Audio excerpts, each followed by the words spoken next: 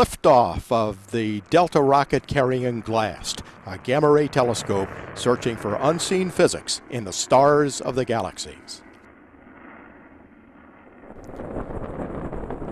আসসালামু আলাইকুম, কেমন আছো তোমরা সবাই? আশা করি আল্লাহর রহমতে অনেক ভালো আছো।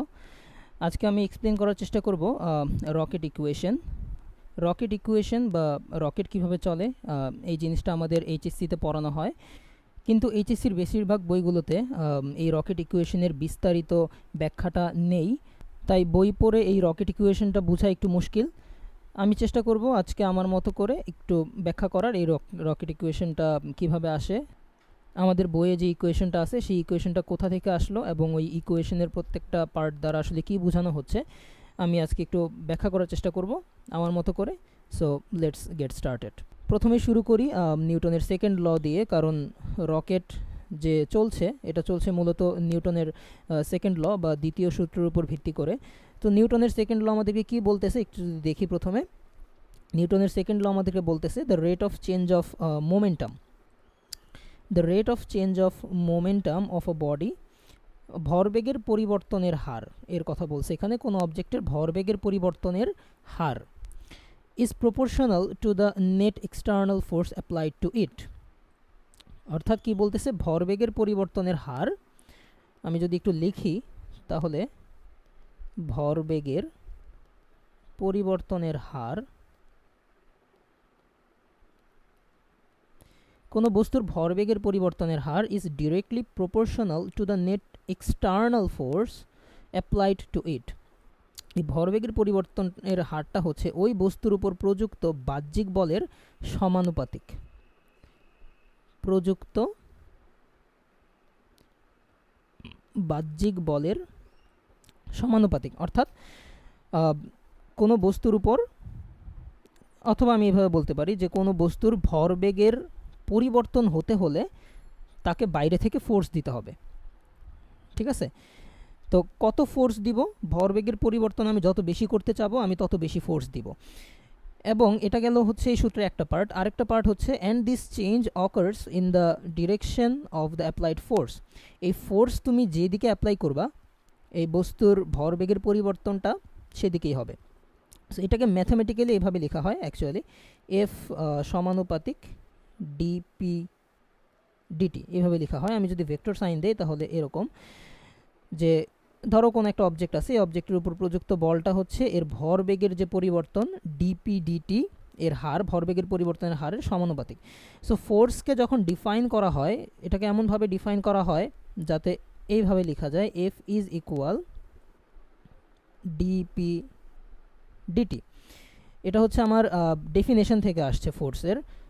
এখানে অ্যাকচুয়ালি এরকম হওয়ার কথা ছিল না, force is equal K into dp dt, right? যখন এই সমানুপাতিক তুলে দিয়ে আমি ইকুয়াল দিব তো এখানে একটা প্রপোর্শনাল কনস্ট্যান্ট হওয়ার কথা, কিন্তু ফোর্সকে ডিফাইন করার সময় এমনভাবে ডিফাইন করা হয়েছে যাতে এই কে এর ভ্যালু 1 হয়। সো এই কে আর দিতে হয় না যখন ফোর্সের একক আমার নিউটনে থাকবে, মানে সবগুলো এসআই ইউনিটে থাকবে, তখন সরাসরি এটা হয়ে যায় F is equal dp dt. So এইটা হচ্ছে আমাদের আজকে মেইন জিনিসটা, এটা দিয়েই আমরা অ্যাকচুয়ালি রকেট ইকুয়েশনে চলে যাব। হ্যাঁ, সো এরপর যদি আমি একটু প্রুফ করার ট্রাই করি রকেট ইকুয়েশনটা কোথায় থেকে আসছে, তো এর আগে আমাকে কিছু কাজ আছে, কাজ করে নিতে হবে। কাজটা হচ্ছে আমাকে সিস্টেম ডিফাইন করে নিতে হবে। আমরা এখানে এই রকেটকে আমাদের সিস্টেম বলতেছি, এই রকেটকে বলতেছি আমাদের সিস্টেম। এই রকেটের মধ্যে কি হচ্ছে না হচ্ছে সেগুলো আমরা ক্যালকুলেশন করব। আর এইখানে দেখতে পারতেছো এই দুইজন হচ্ছে আমার অবজারভার, তারা অবজার্ভ করতেছে এই মাটিতে বসে, গ্রাউন্ডে বসে। সো এই গ্রাউন্ড হচ্ছে আমার রেফারেন্স ফ্রেম। আমি এখান থেকে রকেটের দিকে তাকিয়ে রকেটে কী কী চেঞ্জেস হচ্ছে এগুলো ক্যালকুলেশন করব, রাইট?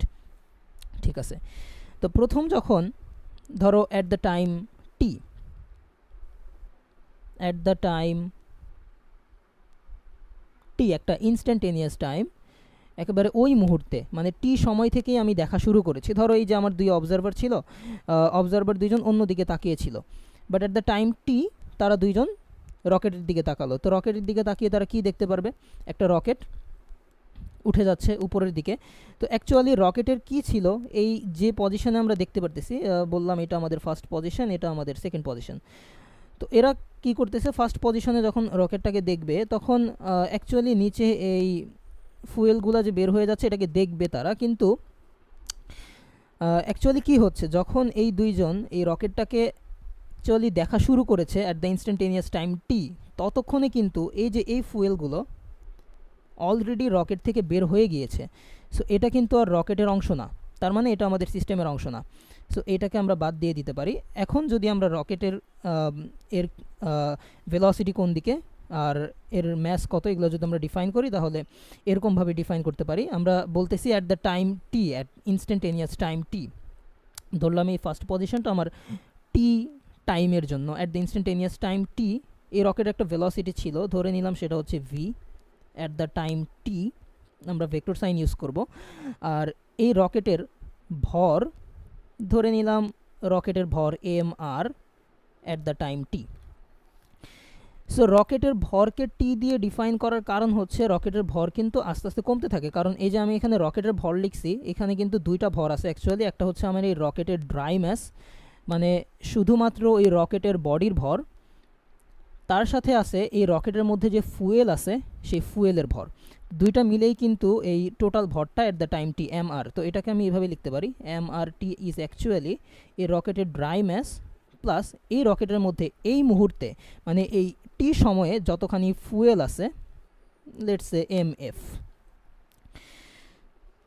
সো এই রকেটের mass M R at the time T is actually এইটা, এই রকেটের ড্রাই ম্যাস প্লাস এই সময়ে এই রকেটের মধ্যে কতখানি ফুয়েল আছে এম এফ।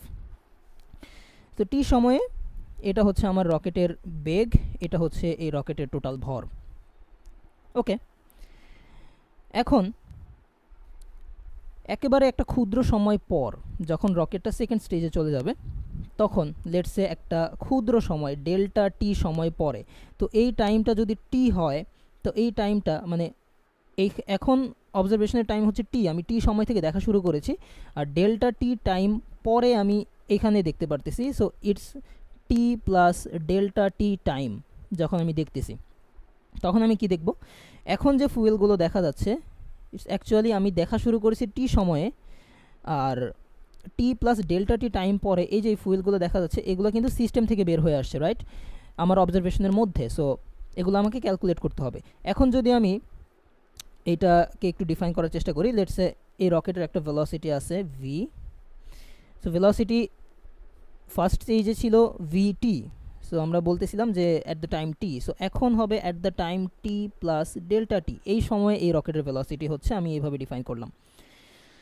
ওকে, রকেটের ম্যাস এম আর টি প্লাস ডেল্টা টি, এম আর টি প্লাস ডেল্টা টি, মানে এই রকেটের এটা হচ্ছে আমার এই রকেটের ড্রাই ম্যাস প্লাস এই রকেটের এই মুহূর্তে কতখানি ফুয়েল আছে, কতখানি ফুয়েল আছে।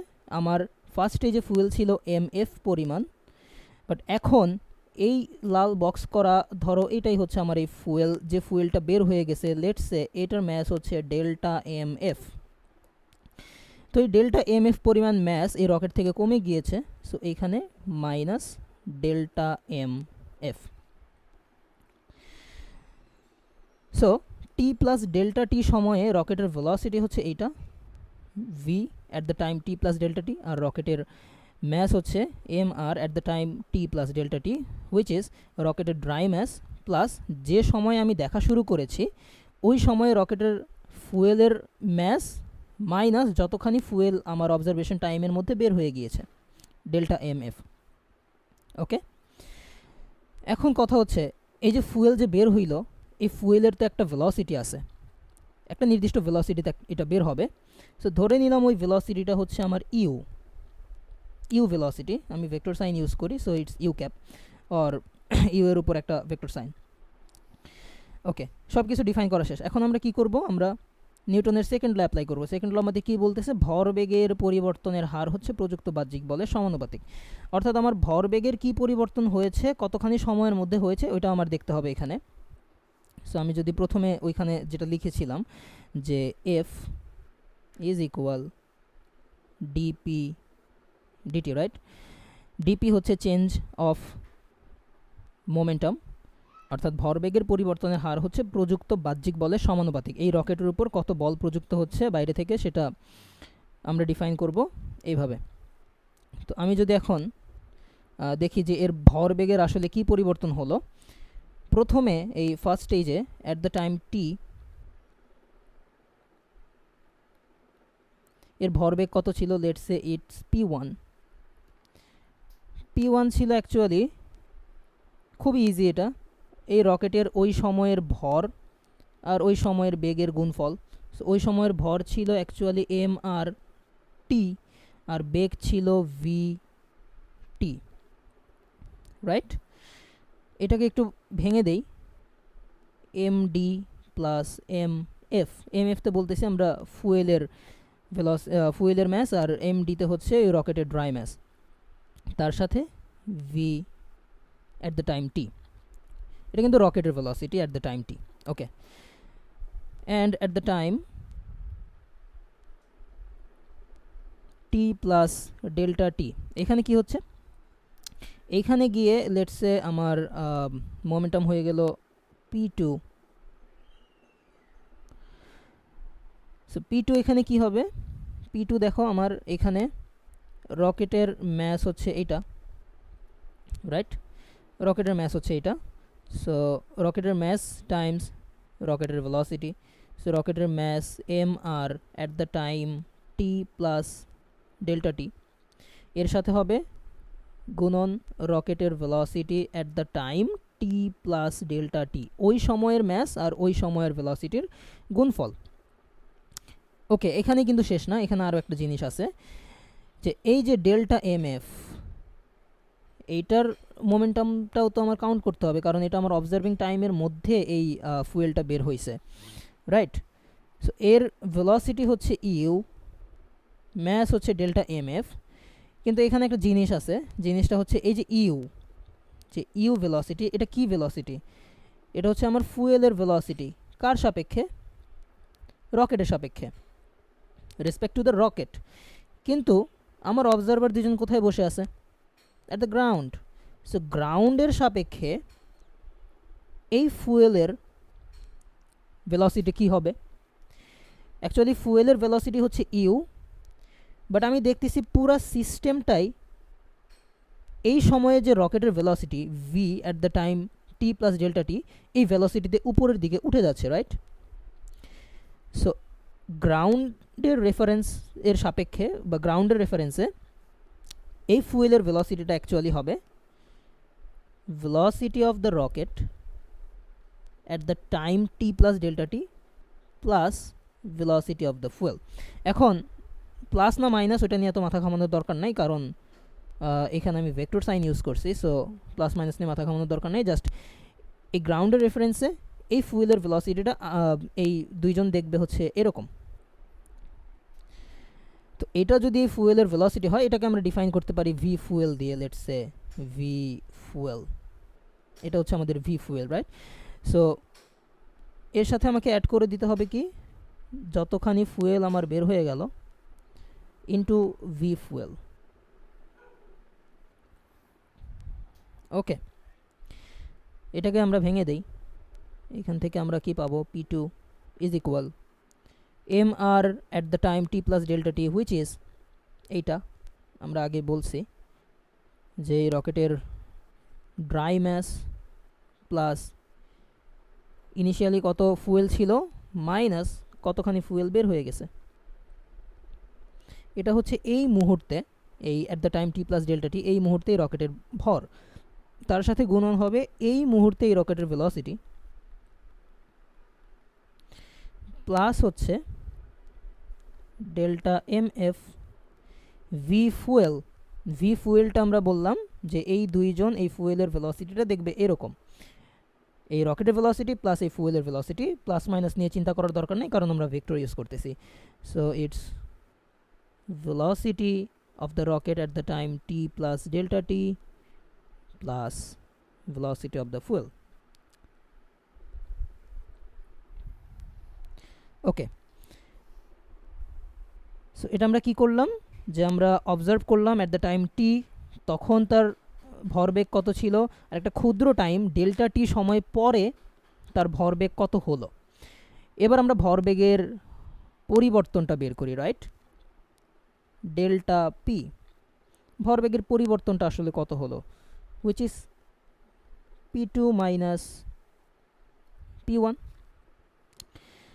ওকে, p2 মাইনাস p1। সো আমরা একটা একটা করে ভ্যালু যদি বসাই তাহলে এখান থেকে দেখতে পারবো এখানে অ্যাকচুয়ালি আছে এরকম mf minus delta mf into রকেটের velocity at the time t plus delta t plus delta mf into রকেটের velocity at the time t plus delta t plus ফুয়েলের ভেলোসিটি। এটা p2 মাইনাস p1 এ আমরা কি পাইছিলাম, p1 এ আমরা যেটা পাইছিলাম এই যে এটাকে আমরা একটু কপি করে এখানে বসাই দেই। ওকে, হ্যাঁ, ওকে, তো হয়ে গেল আমাদের p2 minus p1 which is the delta p, the change of momentum, ভরবেগের পরিবর্তন। তো এইখান থেকে অ্যাকচুয়ালি কি লক্ষ্য করা যায়, ওকে, এখান থেকে এই জিনিসটা লক্ষ্য করা যায়, কি লক্ষ্য করা যায়, এই যে minus delta mf into at the time t plus delta t টাইমে রকেটের ভেলোসিটি, আর এই plus delta mf at the time t plus delta t টাইমে রকেটের ভেলোসিটি, এই দুটা কিন্তু নেগেটিভ পজিটিভ হয়ে যাবে, জিরো হয়ে যাবে। সো এখান থেকে অ্যাকচুয়ালি কি পড়ে থাকবে, পড়ে থাকবে রকেটের dry mass plus mf into delta T, এটা তো পুরোটাই চলে যাবে, তো এখান থেকে পরে থাকবে প্লাস ডেল্টা mf ফুয়েলের velocity with respect to the rocket. Okay, আর এখান থেকে minus md plus mf vt। এই যে md প্লাস mf রকেটের ড্রাই ম্যাস, আর এই mfটা কি ছিল, যখন আমি অবজারভেশন করলাম at the instantaneous time t, তখন আমার ফুয়েলের ভেলোসিটি কত ছিল। এই যে এখানে যদি আমরা একটু তাকাই যে এই জিনিসটা আর কি, যখন আমরা অবজারভেশন করলাম at the time t, instantaneous time t, তখন এই ফুয়েলের ম্যাস কত ছিল, ড্রাই ম্যাস প্লাস ওই ফুয়েলের ম্যাস। সো এখানে আমরা বসায় দিতে পারবো, কি বসায় দিতে পারবো, রকেটের mass at the time t, এটাই ছিল velocity at the time t plus delta t plus delta mf rocket velocity with respect fuel velocity with respect to the rocket minus mr at the time t velocity of the rocket at the time t। তো এটা হচ্ছে আমাদের ভরবেগের পরিবর্তন। এখন আমাদের কি লাগবে, ভরবেগের পরিবর্তনের হার, রাইট? কারণ সূত্রটা হচ্ছে আমাদের এরকম, f is equal dp dt. So এই রকেটের উপর কত এক্সটার্নাল ফোর্স দেওয়া হইলো, এটা যদি আমরা হিসাব করি যে ফোর্স এক্সটার্নাল FEX দিয়ে প্রকাশ করলাম, external force is equal dp dt, dp dt, dp dt or delta P divided by delta T, doesn't matter, একই জিনিস। সো হুইচ ইজ অ্যাকচুয়ালি, এটা কি জিনিস অ্যাকচুয়ালি, আসলে এটা হচ্ছে limit delta t approaching 0, delta t approaching 0, p of t plus delta t, অর্থাৎ t plus delta t টাইমে ওই রকেটের যে মোমেন্টাম মাইনাস t টাইমে ওই রকেটের মোমেন্টাম ডিভাইডেড বাই ডেল্টা টি, এরকম। So which is actually limit delta t tends to 0 p2 minus p1 divided by delta t, কারণ t plus delta t টাইমে রকেটের যে মোমেন্টাম ওইটাকে আমরা p2 দিয়ে প্রকাশ করছি এখানে, আর t টাইমে রকেটের যে মোমেন্টাম ওইটাকে আমরা p1 দিয়ে প্রকাশ করছি। সো এখানে p2 minus p1, অ্যান্ড এটা আমরা আগে বের করে রাখছি, ওটা হচ্ছে এই জিনিসটা। এটাকে যদি একটু আমরা কপি করে নিয়ে আসি, এই পুরো জিনিসটা, এটাকে যদি আমরা একটু কপি করে এখানে নিয়ে আসি, পেস্ট করলাম। ওকে, এখান থেকে আমরা লেখা শুরু করি যে F is equal limit delta T tends to 0 divided by ওই উপরে পি টু মাইনাস পি ওয়ানের জায়গাটা বসিয়ে দিয়ে ডিভাইডেড বাই ডেল্টা টি করে দিলাম। So F external is equal limit delta T tends to 0। এখানে খুবই সুন্দর একটা ফরমেশন দেখা যাচ্ছে। কেমন ফরমেশন? আমরা যদি এরকম করে লিখি এটাকে এম আর টি, এখানে দুইটা জিনিস দেখা যাচ্ছে। এম আর টি এর সাথে আছে যে velocity of the rocket at the time T plus delta T আর velocity of the rocket at the time T. So it's actually এরকম, sorry, velocity of the rocket at the time t plus delta t minus velocity of the rocket at the time t divided by delta t। আর একটা portion আছে, ওইটাকে আমরা আলাদা করে এখানে যদি লিমিটটাকে আলাদা করে দেই, limit delta T tends to 0, ওইখানে M R T, sorry sorry sorry sorry sorry sorry not MRT, delta MF U delta T। So এইখান থেকে আমরা যেটা দেখতে পারি, এই জিনিসটা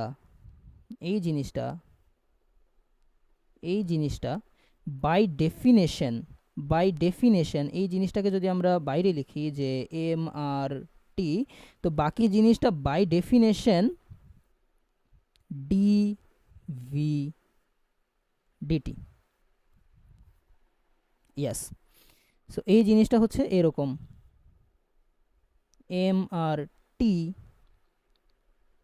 ডি ভি ডিটি, অর্থাৎ রকেটের বেগের পরিবর্তনের হার, হুইচ ইজ অ্যাকচুয়ালি রকেটের ত্বরণ এ, অ্যান্ড এর সাথে আমাদের কি থাকতেছে মাইনাস এই যে এই জিনিসটা যেটা থাকতেছে এখানে আমরা কি বলতেছি ইউ, এটা হচ্ছে একটা কনস্ট্যান্ট, কারণ অ্যাকচুয়ালি রকেটের যখন আমরা হিসাব করি তখন এর যে ম্যাসের যে ফ্লো রেট, এটাকে অথবা ম্যাস এই ফুয়েলের ম্যাসটা যে ভেলোসিটিতে বের হয় এটাকে কনস্ট্যান্ট ধরা হয়। সো এটাকে তুমি এভাবে লিখতে পারো ইউ, আর এখানে পরিবর্তনশীল mass divided by delta T reaching 0, which is by definition delta MF, sorry DMF DT, right? Yes. So আমরা মোটামুটি সমীকরণের কাছাকাছি চলে আসছি। সো এইখান থেকে F E X is equal, so M R at the time T রকেটের ত্বরণ মাইনাস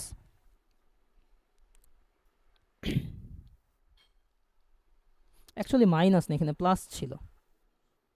ওকে, এখানে প্লাস ছিল, সরি এখানে প্লাস ছিল, একটু খেয়াল করো, এই যে এখানে প্লাস ছিল, plus delta M F U. So এখানে প্লাস হবে, এখানে প্লাস হবে। So plus U delta M F DMF DT. Okay, so that is our rocket equation actually. So আমাদের বইগুলোতে কিভাবে লেখা থাকে এই ইকুয়েশনটা, আমাদের বইগুলোতে অ্যাকচুয়ালি এই এক্সটার্নাল ফোর্সটাকে সিম্পলি এফ দিয়ে লেখে, আর এই যে এই জিনিসটা M R at the time T, এটা বোঝা খুবই গুরুত্বপূর্ণ। এটা হচ্ছে আমাদের শুধুমাত্র রকেটের ড্রাই মাস না, M R at the time কী ছিল আমরা প্রথমে দেখি, M R at the time T ছিল ওই মুহূর্তে রকেটের ড্রাই মাস প্লাস ওই মুহূর্তে কতখানি ফুয়েল ছিল তার সামেশন, রাইট? সো এটা হচ্ছে অ্যাকচুয়ালি আমার রকেটের ড্রাই মাস প্লাস ওই টি টাইমে, যে টাইমের কথা আমি বলতেছি ওই টাইমে রকেটের কত ফুয়েল ছিল প্লাস রকেটের ড্রাই মাস, দুইটার যোগফল ইজ ইকুয়াল অ্যাকচুয়ালি এটা। সো এইটাকে আমাদের বইগুলোতে অ্যাকচুয়ালি বড় হাতের এম দিয়ে প্রকাশ করে, যে টোটাল রকেটের ম্যাস, এটা বোঝানোর জন্য রকেটের ফুয়েলের ম্যাস আর রকেটের নিজের ম্যাস সহ বোঝানোর জন্য বড় হাতের এম দিয়ে প্রকাশ করে। সো এটাকে যদি আমরা বড় হাতের এম দিয়েই লিখি, এফ ইজ ইকুয়াল বড় হাতের এম, রকেটের পুরো মাসটা বোঝানোর জন্য রকেটের ত্বরণ plus U R dmf dt. এই যে এমএফ তো হচ্ছে আমার ফুয়েলের ভর, তো ফুয়েলের ভরকে আমাদের বইগুলোতে ছোট হাতের এম দিয়ে লিখে, সো আমি এখানে যদি ডিএমডিটি দিয়ে দেই, সো আমাদের বইগুলোতে এক্স্যাক্টলি এরকম দেখা যায়। ফোর্সের উপর আমি ভেক্টর চিহ্ন দিতে ভুলে গেছি, শিট। এই ফোর্সগুলোর উপর ভেক্টর চিহ্ন দিতে হবে। ওকে, হ্যাঁ, আমাদের বইগুলোতে সমীকরণটা মোটামুটি এরকম দেখা যায়। সো এখন এক্সটার্নাল ফোর্স, এই জিনিসটা হচ্ছে অ্যাকচুয়ালি এক্সটার্নাল ফোর্স। কত এক্সটার্নাল ফোর্স অ্যাপ্লাই করা হয়েছে এই রকেটের উপর সেটা আমরা বের করলাম। সো এক্সটার্নাল ফোর্সটা আমার কই থেকে আসবে, যদি আমি একটু খেয়াল করি যে এই হচ্ছে আমার রকেট। ওকে, একটা রকেট আমি এখানেই নিয়ে আসি, তাহলে আরও বুঝতে সুবিধা হবে। একটা ইমেজ ইনসার্ট,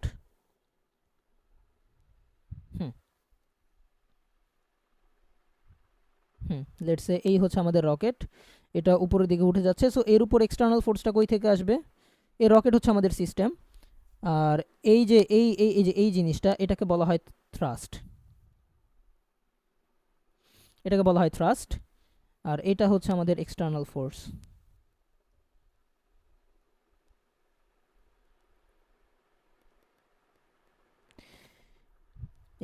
এই যে আমার ফুয়েলের যে ভরবেগের সরি ফুয়েলের যে বেগের ভরের পরিবর্তন, তার সাথে ফুয়েল কত বেগে বের হচ্ছে তার যে গুণফল, এটা হচ্ছে আমাদের থ্রাস্ট।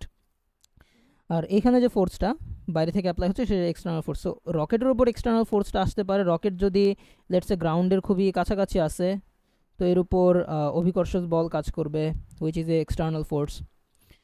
এর উপর ড্র্যাগ কাজ করবে, বাতাসের বাধা, which is also an external force. So external ফোর্সগুলো এভাবে বাইরে থেকে আসে। এবার আমরা যদি একটা কাজ করি, যে এখানে আমরা ভেক্টর সাইনগুলো ইউজ করছি, যদি আমরা ভেক্টর সাইনগুলো তুলে দেই, আমাদের বইগুলোতে জেনারেলি ভেক্টর সাইন ইউজ করা হয় না। আমি দেখি ড্র্যাগ ফোর্স, আমি এইভাবে ধরে নিলাম যে আমাদের নিচের দিকে হচ্ছে মাইনাস জে হেড, উপরের দিকে জে হেড, এইদিকে হচ্ছে আই হেড, এদিকে negative I hat. So external ফোর্সটা আমার মেইনলি অ্যাপ্লাইড হয় নিচের দিকে, রাইট? আমি এটার ওজন বলি আর ড্র্যাগ ফোর্স বলি। রকেট যদি উপরের দিকে যেতে চায় সেটা নিচের দিকে অ্যাপ্লাইড হবে। So it's actually F minus J hat is equal M, রকেটের অ্যাসেলারেশনটা উপরের দিকে, so it's A R J hat plus DMDT. আর এই যে আমার রকেটের যে রকেট এই ফুয়েলের যে ভেলোসিটি রকেটের সাপেক্ষে, তো এটা নিচের দিকে, right? So it's U minus J. এই ইউতে হচ্ছে আমাদের এই ফুয়েলের velocity with respect to the rocket, রকেটের রেসপেক্টে এটা তো নিচের দিকে, so minus J hat DMDT এরকম। সো যদি আমি শুধু ম্যাগনিটিউডের কথা বলি তাহলে এটা অ্যাকচুয়ালি এরকম হয়ে যাবে যে minus F is equal M A minus U DMDT. যদি এটাকে এই পাশে নিয়ে আসি তাহলে U DMDT minus external force is equal রকেটের ম্যাস টাইমস এ আর। আমাদের বইগুলোতে এক্স্যাক্টলি সূত্রটা এইভাবে লেখা থাকে। ওকে, এখন কিছু কিছু ক্ষেত্রে আমাদের বইগুলোতে কন্ডিশনটা এত স্মুথ বা কন্ডিশনটা এত এইভাবে ধরে নেয় যে আমার এই রকেটটার উপর গ্র্যাভিটেশনের কোনো ইনফ্লুয়েন্স নাই, গ্র্যাভিটির কোনো ইনফ্লুয়েন্স নাই, আর কোনো ড্র্যাগ নাই। সো তখন কি হবে, আমার এক্সটার্নাল ফোর্স জিরো হয়ে যাবে। সো যখন আমার এক্সটার্নাল ফোর্স জিরো হবে তখন একেবারে আদর্শ কন্ডিশনে ইউ ডিএম ডিটি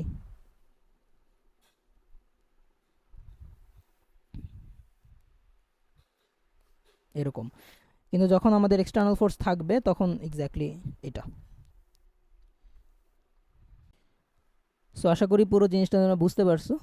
যদি সূত্র দুটাকে আমরা একটু আলাদা করে লিখি, যখন আমাদের এক্সটার্নাল ফোর্স থাকবে তখন সূত্রটা হচ্ছে এরকম, U DM DT minus external force is equal M A. তো এখানে কি জিনিস, ইউতে হচ্ছে ভেলোসিটি অফ ফুয়েল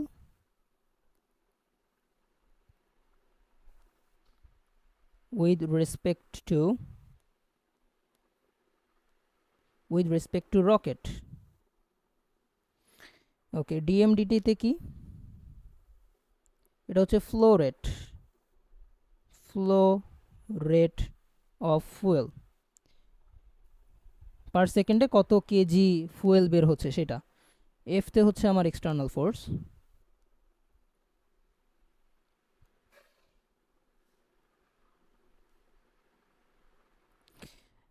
বড় হাতের এম এটা কি, অ্যাট দ্য টাইম টি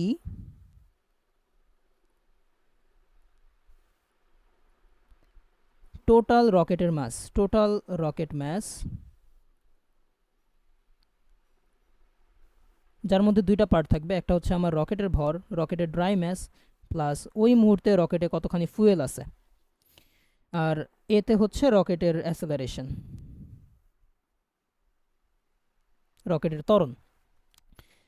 যখন আমাদের কন্ডিশনটা একেবারে আইডিয়াল কন্ডিশন হবে, মানে এতে কোনো এক্সটার্নাল ফোর্স নাই, তখন কিন্তু এক্সটার্নাল ফোর্সটা থাকবে না, তখন অ্যাকচুয়ালি এরকম হয়ে যাবে, যখন আমাদের এক্সটার্নাল ফোর্স নাই, U DM DT is equal M A. Yes, so that was it. আশা করি বুঝতে পারছো। তোমরা চাইলে আমি কিছু এক্সাম্পল সহ, কিছু ম্যাথ সহ আরেকটা ভিডিওতে দেখিয়ে দিতে পারবো এই সূত্রগুলো কিভাবে অ্যাপ্লাই করতে হয়। Thanks for watching, and until my next upload, আল্লাহ হাফেজ।